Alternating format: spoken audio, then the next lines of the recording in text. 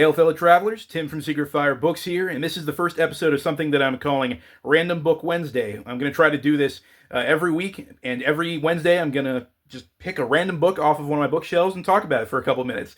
And I'm going to try to do this all in one take, so I have very minimal editing to do.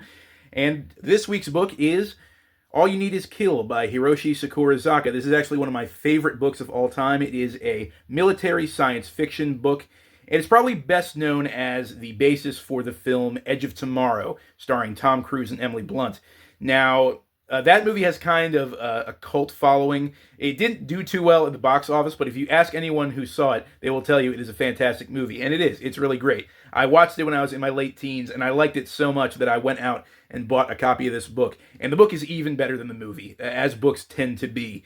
But it's not a particularly unique science fiction novel. It takes place in the not-too-distant future, in which mankind has united as they are under attack against an alien race called the Mimics. So all of Earth has united into one military called the United Forces, and they're currently pushing back against the Mimics. And they deploy their soldiers in these sort of mechanized suits of power armor called jackets. And like I said, that's not entirely too original. I mean, that's basically the setup for Robert A. Heinlein's novel Starship Troopers, which is also one of my favorite books, coincidentally.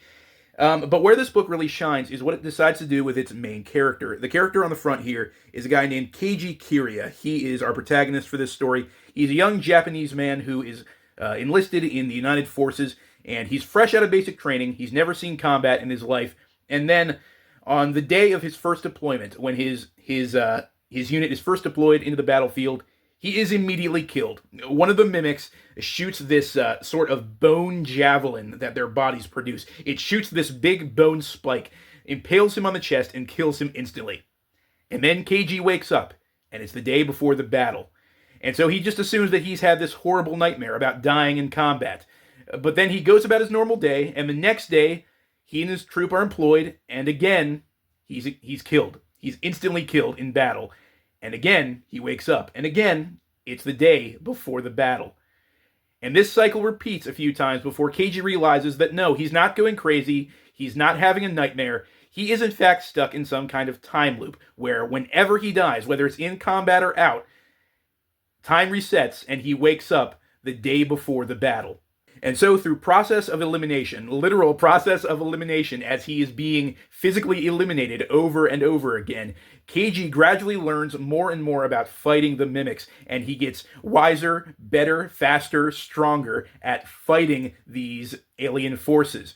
He kind of mentions that he treats it like a video game, where every time you die, you can just reset the game and learn from your mistakes, and you have basically an infinite number of tries to get it right.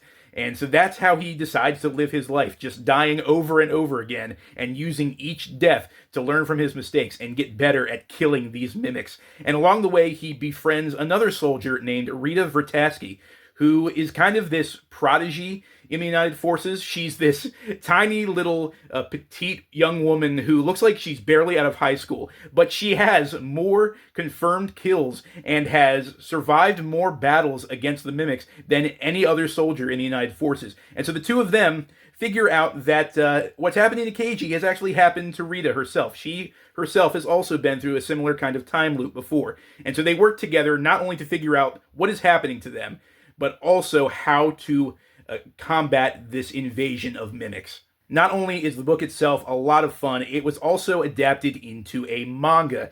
The manga publisher Shonen Jump, or Jump Comics as it's known here in the US, published a short-lived series that basically adapts the entirety of the novel itself. And the art was done by Takeshi Obata, who is more well known as the artist for the Death Note series. And his art is just spectacular. He adapts this very dark, brutal military science fiction story very well.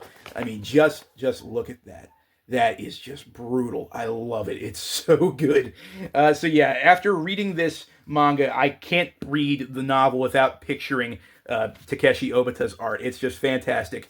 And the book was also adapted into an American comic book that used the same title, All You Need Is Kill. I think it came out around the same time as the movie Edge of Tomorrow, as sort of a tie-in. And I haven't read that one from beginning to end. I'm not a big fan of the artwork, so I kind of passed on that one. I wouldn't recommend that one. They are also making another movie. I just learned that a couple days ago they released a sort of teaser trailer for an animated film adaptation. And if I'm being honest, I'm not really all that interested in it.